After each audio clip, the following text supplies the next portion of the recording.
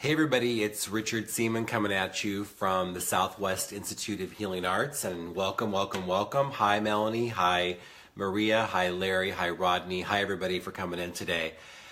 I am so excited about being here for the last day, which is 31 days of National Life Coaching Month, and I'm glad you're making it here today, Maria. Also, hi Melanie, how you doing? Nice to see you guys. So I just want to let you know I'm coming at you from Phoenix, Arizona today, and it's like 70, 75 degrees. So for all my people that are in the East Coast or the South or up in Seattle, it's warm today, and I'm really excited. I hate to rub it in at all. Hi Becca, how you doing? Nice to see you, Brian. Hi Luna, good to see you, Luna. How's everyone doing today?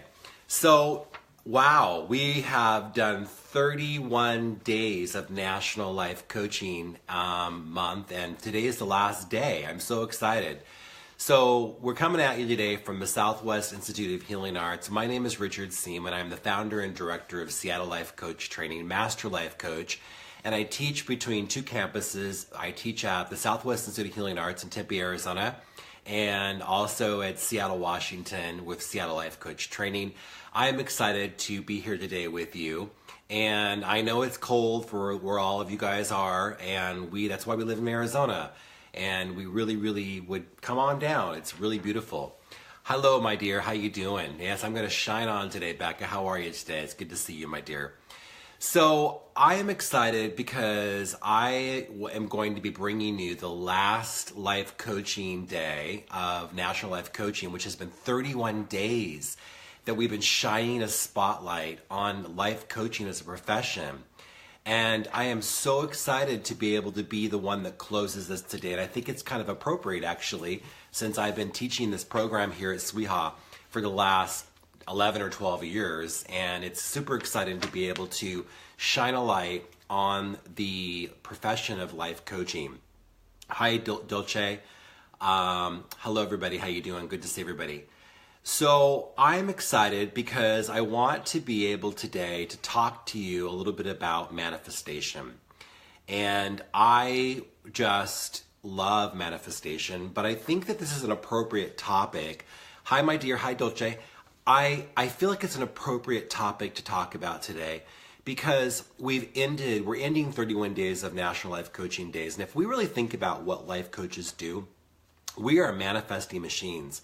We are here to help our clients manifest the life that they really want to have.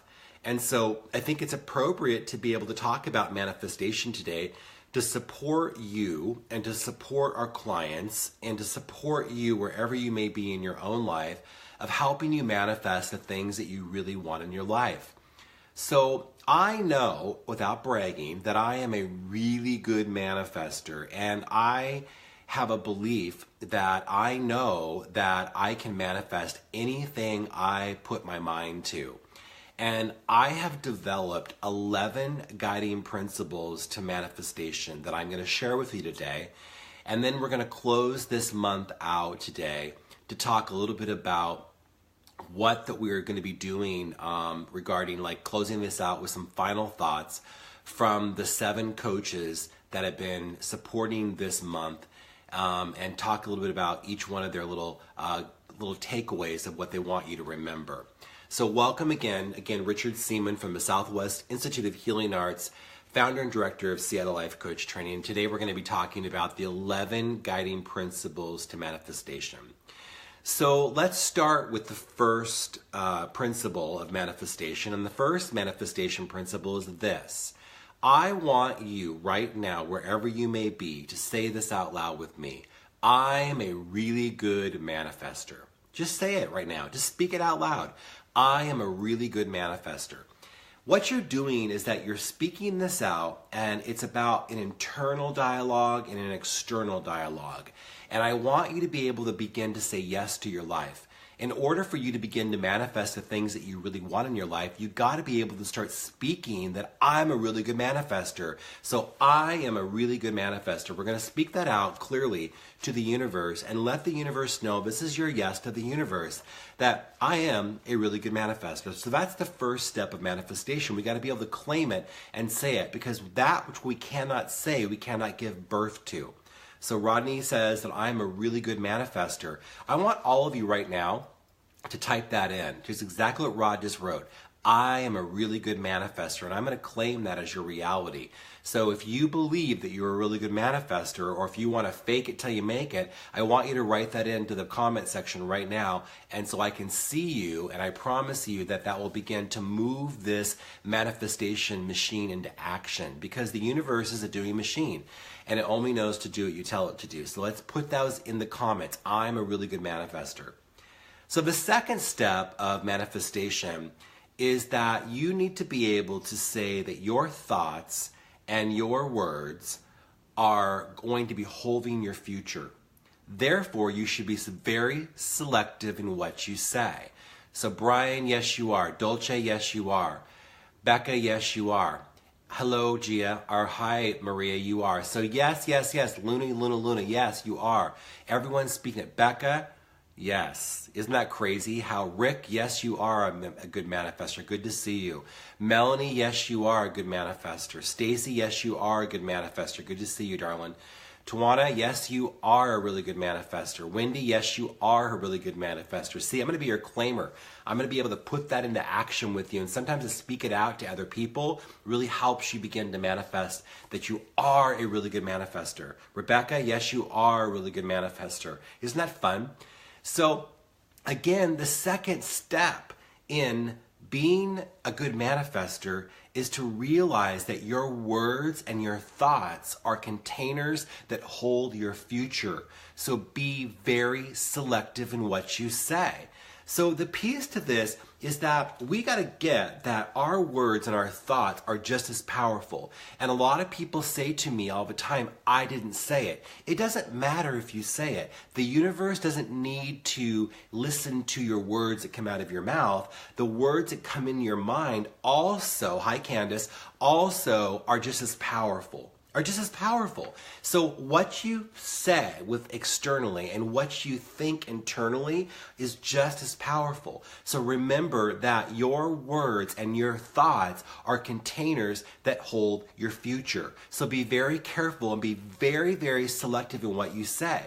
What I know for a fact is that if we become very selective and aware of our words, that we need to make sure that what's coming out of our mouth is what we want to manifest. So take a breath on that. Hi, Andrea. Hi, Candace. Hi, everybody that's here.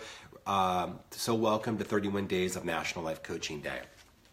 We're on the third step of 11 guiding principles to manifestation. And the first one that we said is that we're going to say that I'm a really good manifester. The second one is that we need to realize that our thoughts and our words are containers that hold our future. So be very selective in what you say. Number 3, your thoughts and your words have legs, and they go out and they find themselves and bring them back to you as your reality. So think about that. That's a metaphor, but it's the truth. The truth of it is that your thoughts and your words have legs, and they go out, and whatever you think, whatever you say, they go out and they find themselves, and then they bring them back to you as your reality. So that's powerful. So not only are our thoughts and words are containers that hold our future, you want to manifest everything, I'd be very careful with that. Hi, Rebecca, good to see you. So the piece is that we got to be very careful of what we're saying, what we're putting out there. But the second piece to this is that the metaphor is that our thoughts and our words have legs, right? And they go out and they find themselves and they bring them back to you as your reality. So that's the fourth step. So again, we've got the number one thing is to begin to claim that you're a really good manifester. 2, your thoughts and words are containers that hold your future. Your thoughts and your words have legs, and they go out and find themselves and bring them back to you as your reality. And the fourth step to the guiding principles to manifestation is is when you say one positive thing and then follow up with a negative, you cancel all good. And then you have to start over. And so the piece is that if you leave that last thing that you said that was negative out there and it begins to float around, it begins to find itself and bring it back to you. So people always say, well, I said good things, but then what did you think behind it? What was the thought right behind what you said?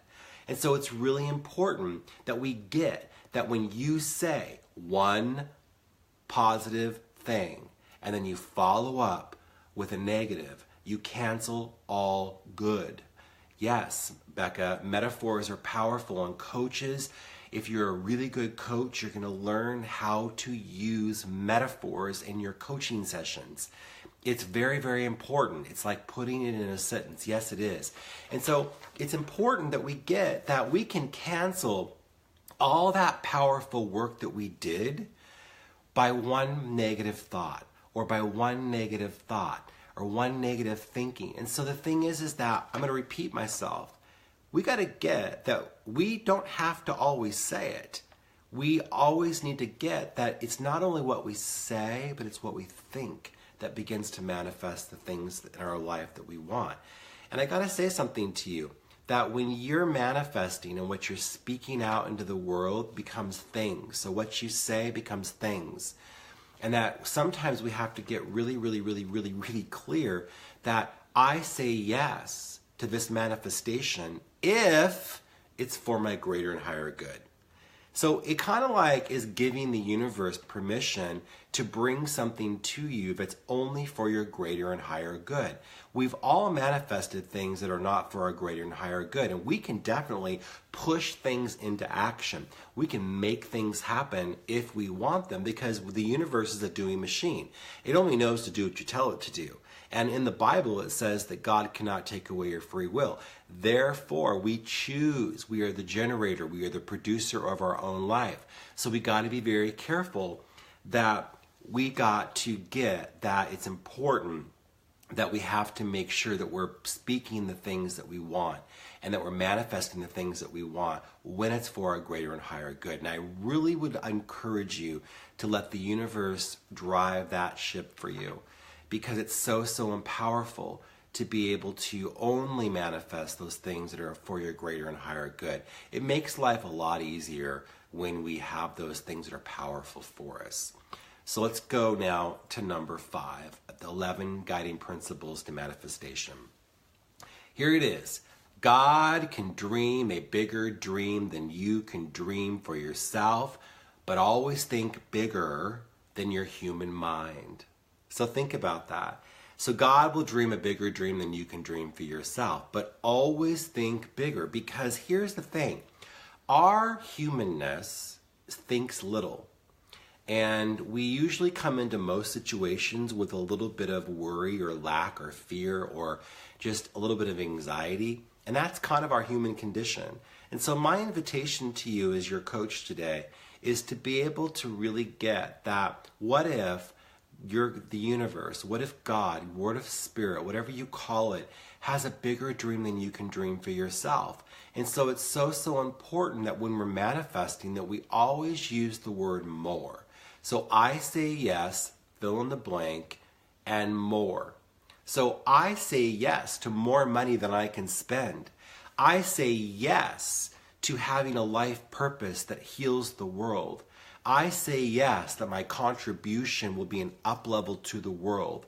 I say yes to more, and that more is always going to be something that is going to bring us to our highest version of ourselves. And so it's always getting that your God of understanding is going to dream a bigger dream than you can dream for yourself. And it's so important that we always think bigger, always stretch ourselves a little bit bigger, a little bit further, and a little bit wider. And that claim to the universe becomes your reality. So that's number 5 of the 11 guiding principles to manifestation. Hello, Tawana, and hello, Wendy. Good to see you. I say yes to more, love and union. Great. Love that, Andrea Lawrence. Good to see you, my dear. It's been a while since I've seen you. All right, let's move into the sixth guiding principle to manifestation, and this one's a fun one. Says this: stay loose to produce. And because when you get too specific, you close doors of possibility. So I believe that we can shut the universe down with too many specifics. Now, I really love the movie The Secret, and it's a really good intro for a lot of people that are new to this work. But one of the things it talks about in The Secret is that we need to be very specific. But what if we go back to principle 5, which means that God will dream a bigger dream than you can dream for yourself. And so when we get too specific, we literally box the universe in from giving us more. So what if we are a little more loose to produce? So we are going to say that that's the direction that I'm going. However, I know that this journey that I might need to take might be a little bit of a windy journey, right? And might be able to really, really support us when we take a different route than that specific route that we thought we were going to take. You know, one of the metaphors that I would use is that I love to travel, and I have an RV, and when I travel sometimes, the best trips that I've taken are the ones when I get lost, right? And are you really lost? And in that process of taking a journey, that sometimes when you're on the wrong road, you find the things that you would have least expected. You find things that you wouldn't have possibly even imagined. You find things that are these things that really up-level your life, and you wouldn't have experienced those experiences if you wouldn't have got lost, right? And so we need to be able to stay loose to produce. And we got to get clear, but leave some wiggle room for more and bigger. So, that idea of being really, really, really specific is great. But what if we have to open ourselves up and say, yeah, but there might be another way to be able to find my purpose, or to find my calling, or to find the things that I'm manifesting in my life. It could be a partner. There are no wrong roads. You're completely wrong, right, Sarah? And so that's what I always say. I talk about that in my book, Spiritual Reliability, where I say, if that wrong path got you to where you are, how could that be a wrong path, correct? And so there really are no wrong roads. It just really comes down to that we have to stay loose to produce when we're manifesting. And that when we're in a specific route, we're sort of boxed in, we're very limited, and we're only focused on the goal. And sometimes that journey is going to take us like this, and we need to stay loose to produce and always leave some wiggle room for bigger and more. So there we go. So let me recap the 6 that I've come through so far. So number 1 is claim internally and externally that you're a really good manifester. Number 2, your thoughts and words are containers that hold your future, so be very selective in what you say. Number 3, your thoughts and your words have legs, and they go out and find themselves, and they bring them back to you as your reality. Number 4, when you say one positive thing and then follow up with a negative, you cancel all good, and you have to start over. Otherwise, what comes back to you is the last thing you spoke or said. And number 6, stay loose to produce. When you get too specific, you box in the universe, and there's always more, there's always bigger. And sometimes it's really, really important to know that getting lost is sometimes the way that we manifest that more in our life, that bigger in our life. So let's take a breath on that.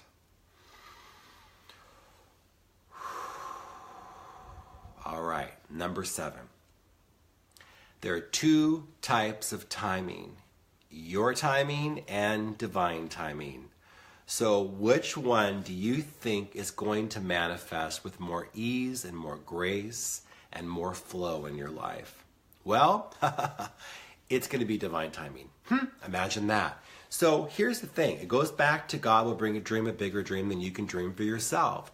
And so the piece to this is that when we get that there's 2 types of timing, your timing and then there's divine timing, I promise you that divine timing is going to win out every single time. Why would you not want divine timing in your life? So a lot of times when we're coaching our clients or we're in our own experience in our own life, we get frustrated. We get frustrated because we want it to happen now. We want it right this second. We want to see results right this moment. And here's what I've always said, and I talk about this in my business courses and cabs. There is a process to this, and we got to learn to prime the pump, right? Priming the pump takes time. That's this idea that we're priming, we're moving things into action. We have to do our groundwork. And so the component to this is that when we finally keep doing that work, eventually the flow of water comes to the top and then gravity takes over. We can't get frustrated, guys, with the your timing versus divine timing, which is going to require some patience and manifestation. Things are birthing, things are brewing, things are moving, things are shifting, things are resetting. People have to lose jobs. People have to move on and transcend for things to happen sometimes. So if you want a specific job and that job doesn't show up in your timing, well, maybe there's something brewing that you can't see. So that's the requirement of having great faith and an unseen presence that's conspiring and in here to bring you something. And it's working for your greater and higher good. Hi, Melissa Corder, and hi, Sandy Becker. Good to see you. So we've talking about the 11 guiding principles to manifesting, and we've already gone through the first 7. So again, we need to claim internally and externally that I'm a really good manifester. We need to get that our thoughts and our words are containers that hold our future, so be very selective in what we say. Our thoughts and our words have legs, and they go out and find themselves and bring them back to you as your reality. When we say one positive thing and then follow up with a negative, we cancel all good and we have to start over. Otherwise, what's going to manifest is the thing that you last said or thought. God can dream a bigger dream than you can dream for yourself. So think bigger than your human mind. And there's 2 types of timing, your timing versus divine timing. And I promise you that divine timing is always going to produce with ease, grace, and flow. Number 8. An anxious mind will block, detour, delay things from manifesting. So Marianne Williamson from the Return to Love book says God cannot use an anxious mind. Why? Because when you get that, your vibration, when you're anxious and you're manifesting, and you're creating something in your life and you're in anxious mode or you're in worry or doubt, that is a vibration, and that vibration is your lower self. And what we're asking you to do when we're manifesting is to bring yourself to a higher level. And so in order for you to bring yourself to a higher level, you have to check your mental mind. And the piece to this is that we've got to rise. And the higher we rise, the higher we reach into the heavens, metaphorically or realistically, if you really think about it. And so the piece to this is that when we get that our higher power needs a clean, clear vessel, we're going to get that the higher we rise in our mind, in our mental mind, and what we're willing to ingest in our mental diet, that's going to increase our vibration. And that the more anxiety we are living in and with, it's going to stop us from manifesting the things that we want because it lowers our vibration. And so we've got to always stay in check with what it is that we're thinking, what it is that we're putting out of our mouth. And it's all about what we say is going to become a thing, correct? So what are you saying there, Sarah? I think that was God telling me to knock it off. I was about to, perfect. So, and that's that point where we got to just stop it, right? Like, just knock it off. And the piece to this is that we've got to be in awareness. We got to be an observer of our own self and go, who I am right now in this moment is anxiety. And when that anxiety shows up, or that anxious shows up, or that fear shows up, what I really invite you to do is call it in for a visit. Call that feeling in for an interview and find out what it is here to teach you. And when you do that, you rise. And so what are we here to do? We are here to give birth to our greatest and highest self. And so we do that by our mindset. So that is number 8 of the 11 steps to manifesting. Number 9, God, universe, spirit will deliver onto you a bigger, more amazing reality than you could possibly imagine. So let go of limiting expectation, attachment to limiting outcomes, and always think big. So that goes back up to that idea that God's always, right? Always, you're welcome, is always thinking bigger than we think. And so I want to just remind you that our God of understanding is always wanting us to go bigger, think bigger, stretch bigger, do bigger. And that includes not just for other people, but for ourselves. And so the component to this is that we need to let go of our expectations and attachment to the outcome. And I think that the component to this is that we're letting go of people's ideas of us. We're letting go of our own limiting self-talk. I talked about this a few weeks ago about letting go of our own self-judgment, right? And so what if we could just let go of how we want things to manifest? What if we could let go of how we want things to show up? What if we let go of how we really, really want those things to show up? And instead, just say like this: I am open to receiving what is ever for my greater and higher good. That is going to be the ultimate prayer. And it's going to produce things that you really want in your life that's healthy and nutritious in your life, metaphorically. So that's number 9. Number 10 is be clear with your visions, your words, and your thoughts, and say yes. And let God, universe, spirit, work out the when, the wheres, and the hows. So this is important. So this is what happens. What if I said to you that the only thing that you need to do when you're manifesting is say yes? I say yes. I say yes and fill in the blank. I say yes to being a New York best-selling author. I say yes to being on Super Soul Sunday with Oprah. I say yes to having more money than I can spend. I say yes to finding the perfect relationship. I say yes to buying a house. I say yes to having freedom and financial freedom. Hi, Melody. And so the piece is that all we need and all the universe and God's spirit needs from you is your buy-in. It's your yes to the universe. But what bogs down the universal doing machine is your when, where, and how.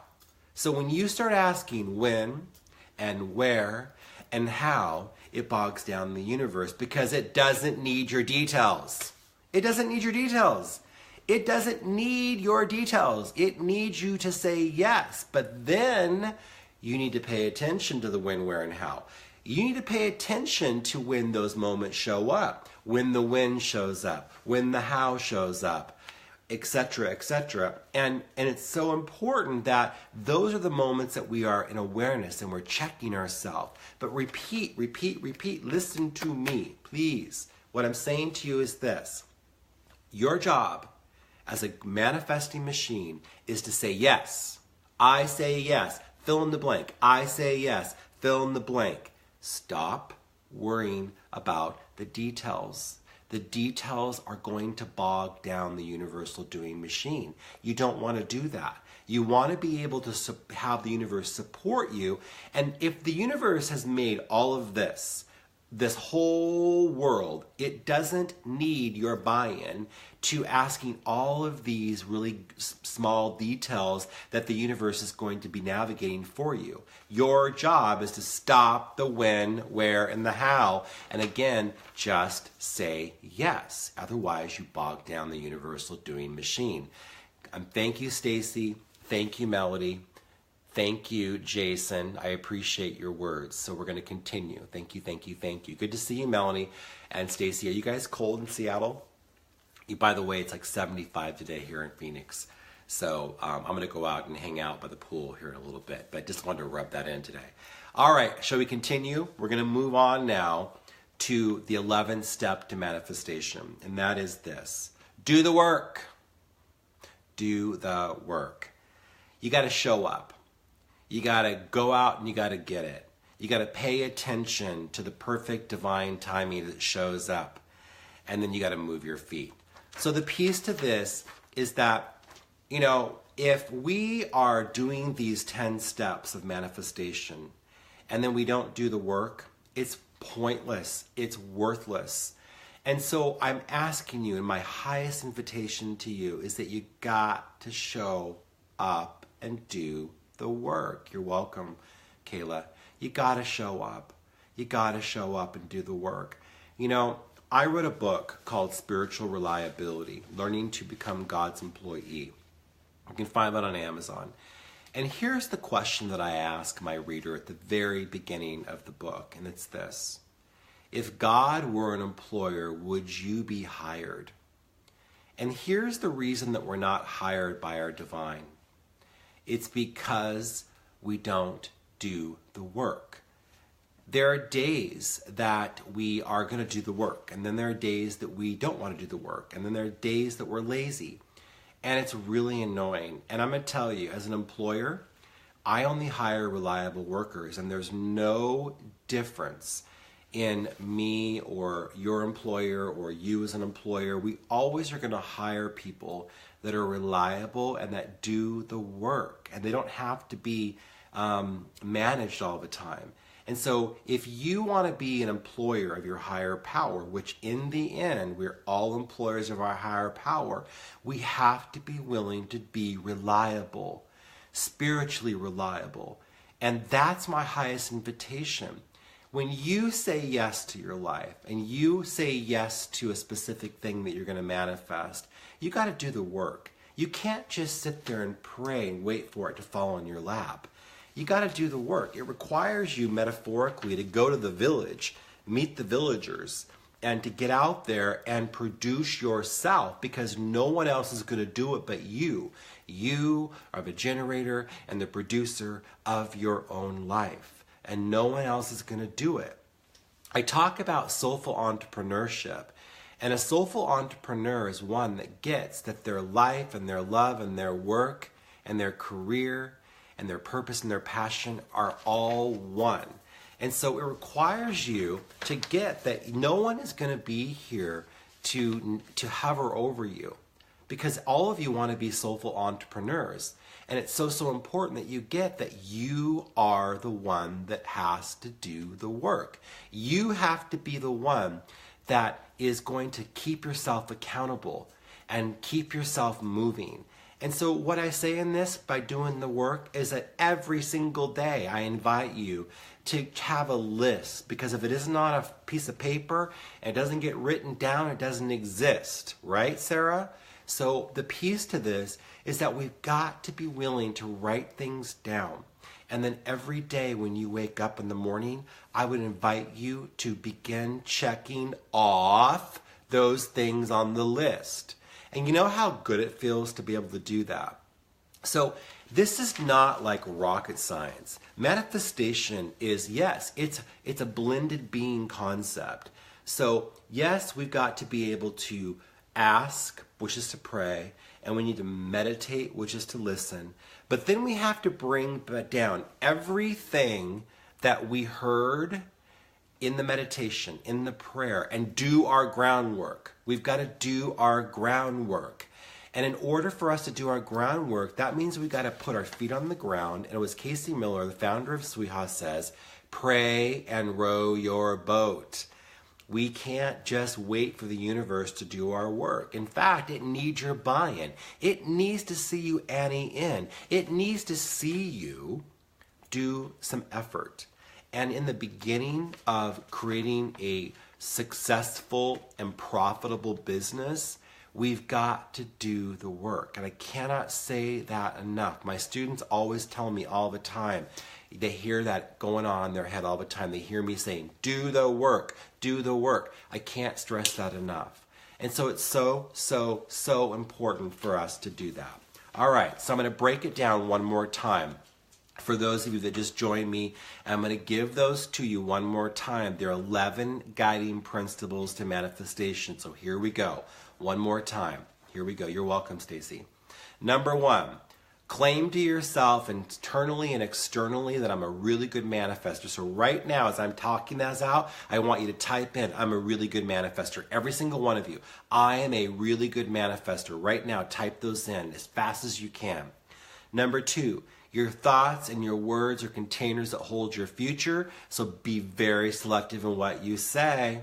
Number 3, your thoughts and your words have legs, and they're going to go out and they're going to find themselves, and they're going to bring them back to you as your reality. Keep going. I'm a really good manifester. I'm watching. Number 4, when you say one positive thing and you follow up with a negative, you cancel all good and have to start over. Otherwise, what's hanging out there is the last thing you said or did or thought. Keep going. I'm a really good manifester. I want to see it. Keep going. Keep going.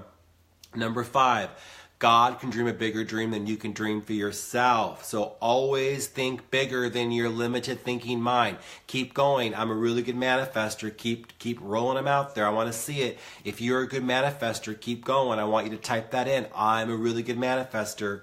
Number 6, stay loose to produce. When you get too specific, you close the doors. And so we need to get clear, but leave some wiggle room for more, for the universe to bring it more. Keep going, guys. I see you, Kathleen. I see you, Jason. I see you, Sarah. I see you, Dolce. I see you, Sarah. I'm a really good manifester. Keep going. Keep writing that in. Good, good, good. Number 7, there are 2 types of timing, your timing and divine timing. Which one do you think is going to win? Which one do you think is going to bring you things that are going to have more ease and grace and flow? Keep going. I'm a really good manifester. Keep writing that. Number 8, an anxious mind will block and detour and delay things from manifesting. God cannot use an anxious mind, guys. So we've got to be careful that we are keeping our mental mind in the right place. And if we have an anxious mind, or we're decreasing our vibration. Number 9, the universe, spirit universe, God spirit, whatever you call it, has a bigger plan than you do.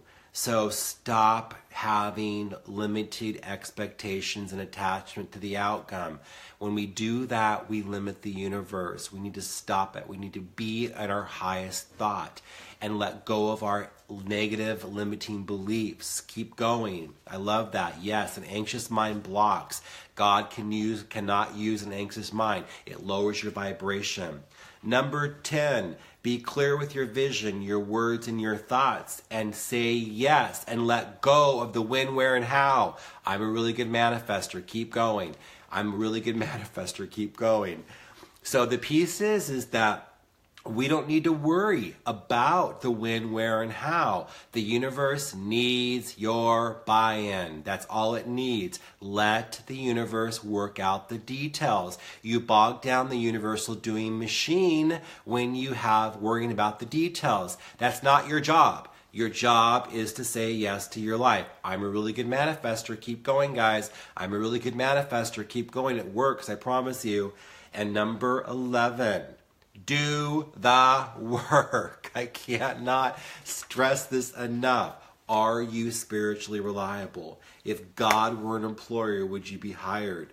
If you cannot say yes to that, you cannot one day be like, I'm on it and I'm doing my work, and then tomorrow get depressed and go watch Netflix. Where's Melanie? Melanie, how's that going for you? Remember this? Melanie, my dear? So no Netflix. Sometimes we have to Netflix, but we can't be Netflixing all the time. We have to find moderation. We got to find balance. So this is the truth for you. So do the work. This is the 11 guiding principles to manifestation. Melanie, what's the last movie that you watched? I watched Wonder Woman on the plane back from Seattle the other night, but it cut me off at like half an hour till, so I haven't watched the whole thing. Anyway, so the point is that we can watch Netflix, Melanie, but we've got to be able to have moderation in that. So give yourself a little time to snooze and have a good time, but then you got to go back to doing the work, right? So do the work. You're welcome, my dear. Good to see you, Queen. You look fabulous, by the way, last night, Queen. Really, really good. I didn't even recognize you. You look great. Okay, so are you ready to say yes to your life? Yes, yes, yes, yes, yes. If you are, I want you to say yes. I want everyone in here, all of you, to say yes right now. Just put the word comment, yes, over and over and over. Yes, yes, yes, yes, yes. Because the universe needs your buy-in. And right now, we're going to do this as a consciousness, as a collective, as a unity. Are you ready to say yes to your life? Your highest calling, the best version of yourself. Why do I do this work? You know why? Because I say yes to my life. I say yes to my life. I say yes to being the highest version of myself. So if this is you, I want you to say yes, yes, yes right now. Say yes. And then we let go of the expectation and attachment to the outcome.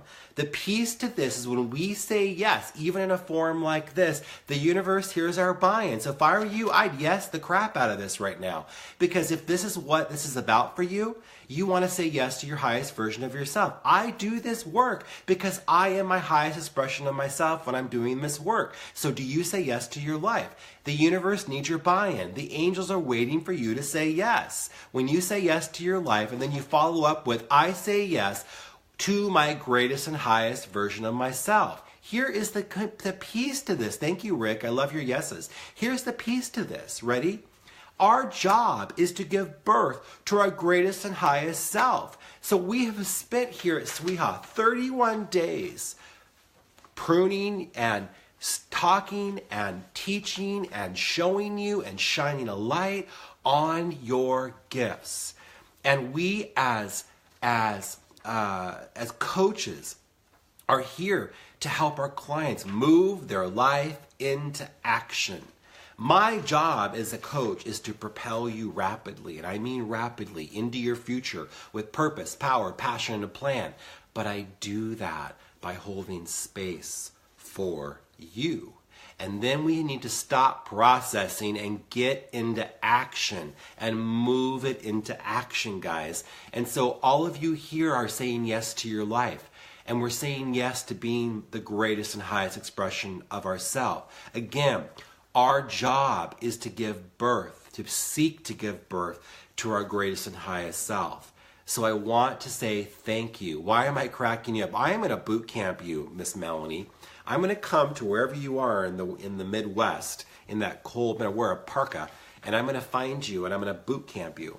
How many of you would like to boot camp with me? It's something I've been thinking about, actually, about boot camping. So we'll find out if that's going to happen or not. But I say yes to a boot camp. What do you say? All right, so those are your 11 guiding principles. And again, we have been here for 31 days supporting you, walking you through, shining a light on life coaching as a profession. And I would love to see what your comments are. So even after this is over with, I invite you to write down what it is that you've learned from these last 31 days, what your takeaways are. I see a lot of yeses to my boot camp. So yeah, I'm going to be loving and firm in the boot camp though, but I can be a boot kicker, I'm going to tell you right now. And so not everyone's brave enough to be able to do it. You're welcome, Sarah. So are you ready to say yes to your life? I say yes to your life. I say yes to your life. Candace Parisi, it's good to see you, my dear. Tamara, it's good to see you. Rick, it was good to see you. Luna, it was good to see you. Melanie, Maria, Melody, Stacy, everybody. Yes, all those art card videos are there, my dear. Kayla, good to see you. Sue, are you brave enough, Sue? I'm brave enough too. Candace, are you brave enough? Are you brave enough, Candace? Are you? I'm curious. Let's do this, my dear. All right, so I want to close this up, okay? And I want to just, I went and I talked to, and I emailed all the coaches that have been here for the last 31 days. And I want to talk to you today, and I want to leave you with some final thoughts of all of the coaches that were here for the last 31 days to support you. And each of them had a final thought for you, and I'm going to now read those to you as I close this out. So I ask you in this moment, and I want to say thank you, thank you, thank you for being here with us, and thank you for supporting each and every person that have been here for the last 31 days supporting you, because it takes a lot of energy to be here. It takes a lot of preparation and divine assignment and reliability to do this. And so every single person that has been here, not only the coaches, but those that have showed up for coaching sessions, I thank you for being here. But I want to read to you some of the coaches' final thoughts, okay? So Linda Bennett says, her last thought to you is, get a coach. Every good coach has a coach. So what are you waiting for? That was Linda Bennett. Dulce says, do you, boo, stop acting so small, for you are truly an expression of source. Show up and wake your dreams into reality. So that was Dulce. Becca, she says, life coaches must honor their own mind, body, spirit connection in order to divinely serve and show up for others as great spirit advisors. Thank you, Becca. Sharon Rose, she says, we as coaches hold the space for our clients to move through their work. And she did make a comment about that. And that was that is something that coaches do, that we step into sacred connection and space with our clients and create a sacred bubble for them to be able to do their work. So that's a really good point, Sharon. My thought would be for you is that always go into yourself first, because all your answers are already inside of you. And that's a coaching principle that I think we all need to really realize, is that the answers are not outside of us. The answers are inside of us. And as coaches, we need to learn how to help our clients go within. And I want to leave you with Casey Miller, her last quote of this, which is about the conversation of what her final thought is for this. And this is what she said, and I am reading, and I apologize. So Casey Miller, the founder and director of Southwest Institute of Healing Arts, wants to leave you with this thought. She says, the 31 days of life coaching fully demonstrates our commitment to honoring the variety of ways people are encouraged to show up and be their authentic selves. They are a unique expression of spirit. Those who choose to learn the skills and competencies of life coaching are choosing to act, speak, and show up in an empowerment way in the world. The process of preparing to be a life coach will be transformative. Even if they didn't choose to build a life coaching business, they open themselves up to the opportunity to be instruments in peace and the healing of others. They will learn to practice presence and compassion for the rest of people's lives and the rest of their lives. That was Casey Miller, from the director of Southwest Institute of Healing Arts. So again, I say thank you for allowing us to come into your life, come into your home for the last 31 days. And I thank all those people, all those clients that came and asked to be coached and got coached on camera. And I know how vulnerable that was. And I hope that we created value in your life and that we up-leveled your life and we gave you a paradigm shift and a shift in perception. And I know that so many of you are in different places in the world and that you are creating and you're coexisting and you're co-creating your life with a higher power. And we thank you for allowing us to come into your hearts and your minds and your homes and be able to support you and shine a light on the profession of life coaching. So no matter where you may be in the world, no matter what device you're operating on right now and listening to this, I say thank you again for allowing us to be an instrument of spirit and to know that we are here to support you at the Southwest Institute of Healing Arts, both on campus in Tempe, Arizona, and online. Again, we say thank you, and I say, would you please willing to say yes to your life one more time? For those of you who are here, I ask you to please just say yes and know that the universe is here to support you, but it needs your buy-in. So again, my name is Richard Seaman. I am the lead instructor at the Southwest Institute of Healing Arts in Tempe, Arizona. on campus. We can support you both on campus and online. And also I'm the founder and director of Seattle Life Coach Training and the author of books, It's All in the Sharing and Spiritual Reliability. And I invite you in this moment to say yes to your life, and let's co-create our life with a higher power. I now release you into the law of your God as done, and so it is. Namaste.